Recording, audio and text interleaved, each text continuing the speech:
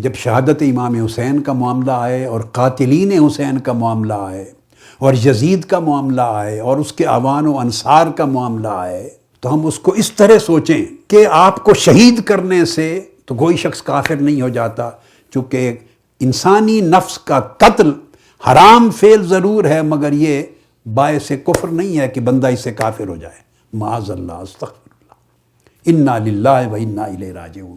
اور یہ باتیں ٹی وی چینلز پہ کہی جا رہی ہیں، اپلوڈ کی جا رہی ہیں، نوجوان نسل کے ذہنوں کو برباد کیا جا رہا ہے، اور 1400 سال سے متصلاً مسلسلاً جو ایمان اور عقیدت کا رشتہ ہمیشہ سے چلا آ رہا ہے اور جس پر ائمہ امت نے ہمیشہ تعلیم و تلقین دی ہے، اس کو کاٹ دیا جائے، امام عالی مقام کو لا کے ایک نفس انسانی کے مقام پہ کھڑا کر دیا جائے، اطرت رسول کے قتل کو عام نفوس انسانی کے قتل کے برابر ٹھہرا دیا جائے اور تولا جائے کہ قتل سے بندہ کافر نہیں ہوتا۔ اس کا جائزہ سب سے پہلے قرآن مجید سے لیتے ہیں۔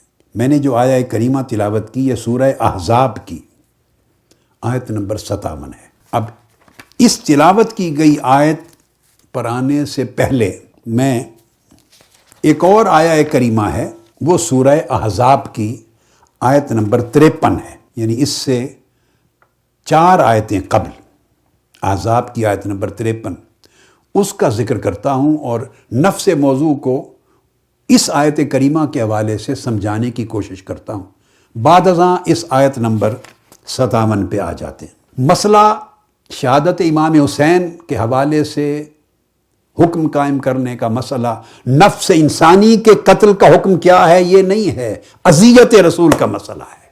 اذیت رسول، رسول کو اذیت پہنچانا کفر ہے۔ آیا سیدنا امام حسین علیہ السلام اور اہل بیت نبوی اور سیدہ کائنات کے لخت جگر، ان کو یہ اذیت پہنچانا اذیت رسول ہے یا نہیں؟ اور اگر رسول پاک صلی اللہ علیہ وسلم کو یہ ایذا ہے، اذیت پہنچانے کا عمل ہے، تو اس کا حکم کیا ہے؟ قرآن مجید میں اللہ رب العزت نے فرمایا، مسلمانوں، یا ایھا الذین آمنوا لا تدخلوا بیوت النبی الا ان یؤذن لکم الی طعام۔ ایمان والو، جب تک رسول پاک صلی اللہ علیہ وسلم تمہیں اپنے گھر کھانے کی دعوت نہ دیں تو آپ ان کے گھروں میں داخل نہ ہوا کریں۔ ازواج مطہرات کے کسی بھی گھر میں، ان کے گھروں میں سے آپ داخل نہیں ہو سکتے جب تک نبی تمہیں اجازت نہ دے۔ ایک بات، یہ بڑی توجہ طلب بات ہے، اور قرآن مجید کی آیت کریمہ ایک بڑا عظیم میسج دے رہی ہے، حکم قائم کر رہی ہے، اور سینکڑوں وارد ہونے والے شبہات و اشکالات کا ازالہ کر رہی ہے، دفع کر رہی ہے، ان کو جڑ کاٹ رہی ہے۔ اور فرمایا کہ جب وہ تمہیں دعوت دے دیں حضور نبی اکرم صلی اللہ علیہ وآلہ وسلم، تو پھر گھروں میں داخل ہو سکتے ہو۔ فَإِذَا طَعِمْتُمْ فَانْتَشِرُوا۔ دوسری بات فرمائی، جب کھانا کھا چکو تو پھر فوراً واپس چلے جاؤ، بیٹھے نہ رہو۔ وَلَا مُسْتَأْنِسِينَ لِحَدِيثٍ، آپس میں گفتگو کرنے میں مشغول نہ رہو کہ آقا علیہ الصلوۃ والسلام تمہارے چلے جانے کا انتظار کرتے رہیں۔ اب اللہ رب العزت نے فرمایا، اِنَّ ذَلِكُمْ كَانَ يُؤْذِي النَّبِيَّ، تمہارا کھانے سے فارغ ہو کر دیر تک میرے محبوب کے گھر میں بیٹھے رہنا، لامحالہ جب تک تم لوگ بیٹھے رہو گے وہ بھی تمہارے ساتھ بیٹھنے پر مجبور ہوں گے، تمہیں چھوڑ کے اندر نہیں جا سکتے، وہ بھی ساتھ بیٹھیں گے۔ یہ عمل میرے نبی کو اذیت دیتا ہے۔ یہ کون فرما رہا ہے؟ اللہ رب العزت۔ اگر تم دیر تک بیٹھو گے تو کیا کیا عمل، کیا کیا فعل، کیا کیا کام ایسے ہیں جو حضور علیہ السلام کے لیے اللہ کی زبان میں اذیت دے رہے ہیں۔ ایک تو بلائے بغیر آپ کے گھروں میں داخل ہونا نبی کے لیے اذیت دیتا ہے، مت جاؤ۔ کھانا کھانے کے بعد بیٹھے رہنا کہ آپ انتظار کریں تمہارے جانے کا، یہ میرے محبوب نبی کو اذیت دیتا ہے۔ فَيَسْتَحْيِي مِنْكُمْ، انہیں حیا آتی ہے کہ وہ تمہیں خود فرمائیں کہ اب چلے جاؤ۔ واللہ لا یستحیی من الحق، مگر اللہ کو کوئی شرم نہیں کہ تمہیں حق بات سمجھائے، اس لیے میں حکم دے رہا ہوں، اللہ پاک فرماتے کہ کھانے کے بعد چلے جایا کرو۔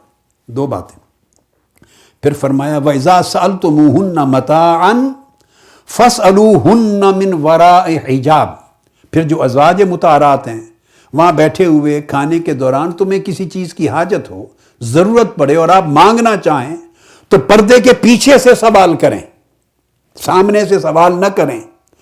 تو اگر سامنے سے سوال کر دو گے اپنی کسی حاجت کی طلب کرنے میں بھی، وہ بھی میرے نبی کو اذیت دے گا۔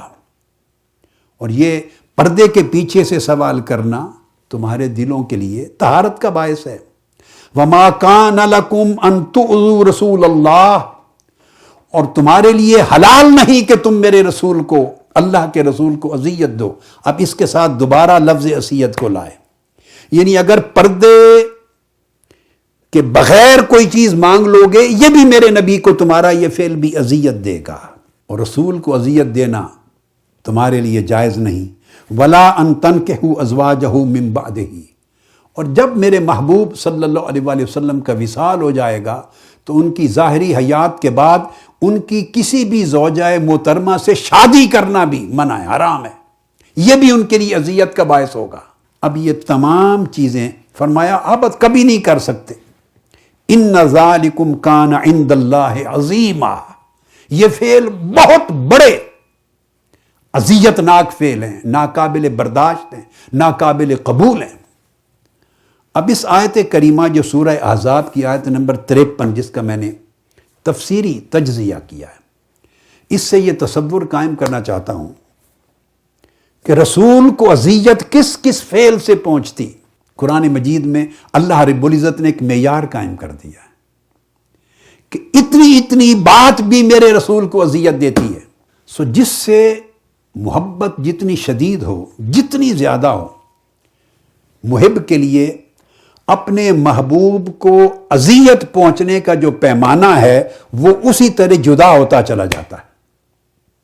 محبت جیسے جیسے کسی سے بڑھتی چلی جائے، محبوب زیادہ سے زیادہ عزیز تر ہوتا چلا جائے، تو اس کو کس کس فعل سے اذیت پہنچتی ہے، یہ پیمانے بھی فرام مین ٹو مین، انسان کے سے اور انسان تک بدلتے چلے جاتے ہیں، فرد سے فرد تک پیمانے مختلف ہوتے چلے جاتے ہیں، حتیٰ کہ جب محبت انتہا کی ہوتی ہے کسی سے تو اس کے لطیف جذبات کو ٹھیس پہنچانے سے بھی اذیت ہوتی ہے، اس کے احساسات کو خفیف سی ضرب لگے یہ بھی اذیت کا باعث ہوتا ہے، اس کی طبیعت پر اگر بوجھ لا دیا جائے اس سے بھی اذیت ہوتی ہے، چہ جائے کہ کسی کو جسمانی اذیت دینا، کسی کو ذہنی اذیت دینا، کسی کو روحانی اذیت دینا، کسی کو مشقت میں ڈالنا، کسی کو قتل کرنا، ذبح کرنا، ٹکڑے کرنا، ان کے سروں کو کاٹنا، نیزوں پر چڑھانا، بے حرمتی کرنا، یہ تو وہ اعمال ہیں کہ جو اذیت کی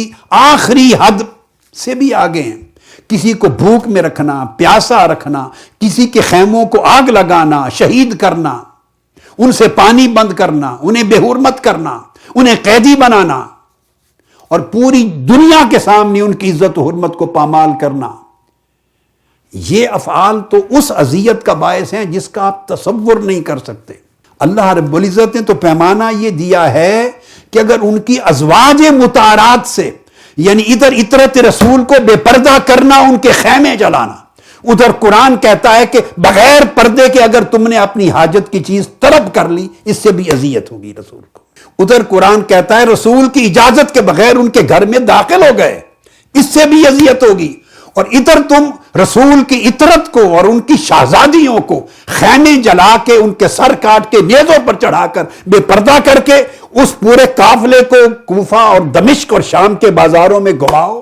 کمپیئر کر لیں، مسئلہ نفس انسانی کا قتل کیا ہے، حرام فعل ہے یا کفر، مسئلہ یہ نہیں ہے، مسئلہ رسول کی اذیت کا ہے۔ کس کس فعل سے رسول کو اذیت پہنچتی ہے، اس اذیت کا حکم کیا ہے۔ فرمایا اگر کھانے کے بعد دیر تک گفتگو کرتے رہو اور میرے رسول کو انتظار کرنا پڑے وہ بھی اذیت ہے، وہ اذیت بھی گوارا نہیں۔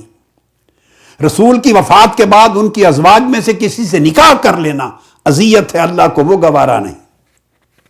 اب آپ نے رسول پاک صلی اللہ علیہ وسلم کو اذیت کن کن امور سے ہوتی ہے اس کو قرآن مجید کی اس آیت کریمہ سے سمجھ لیا۔ یہ وہ پیمانہ ہے جو اللہ رب العزت نے دیا ہے۔